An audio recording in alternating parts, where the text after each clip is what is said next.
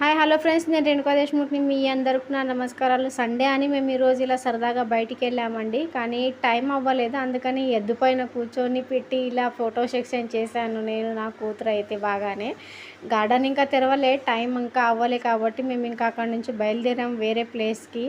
అక్కడ కచోరీలు చాలా బాగా దొరుకుతాయండి, అందుకనే మేము ఆ షెవ్గావ్ కచోరీ అంటే చాలా ఫేమస్ కాబట్టి అక్కడికి వెళ్ళాము తినడానికి. హోటల్లో కూర్చొని అయితే తినలే, ఆకలేసినందుకు ఇక్కడ గుడి ఉంది పక్కన, ఆ గుడిలో వచ్చి మేము ఇలా తిన్నాము, ఎంజాయ్ చేసామండి. తిండి అంటే నేను నా కూతురు ఎక్కడైనా కానీ ఫస్టే ఉంటాము.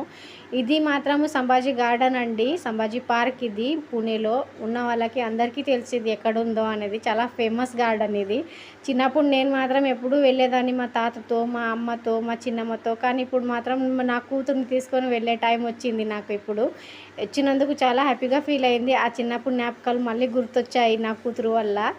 ఇలా అయితే జరిగే ఆట ఆడాము, మేము బాగానే ఎంజాయ్ చేసాం. తను కొంచెం భయపడ్డందుకు ఇంకా నేను కూడా తనతో పాటు కూర్చొని ఆడానండి ఉయ్యాల. నిజంగా అంటే చిన్నప్పుడు జ్ఞాపకాలు గుర్తు చేసింది నా కూతురు. ఇలా పెద్ద గాడిదనవి కూడా నేను ఇలా ఆట ఆడినందుకు నాకు కొంచెము ఆడ్ ఫీల్ అయింది. మాత్రం ఆడడానికి బాగా ఎంజాయ్ చేశాను నిజంగా అంటే. మా అయితే సండే ఇలా జరిగింది.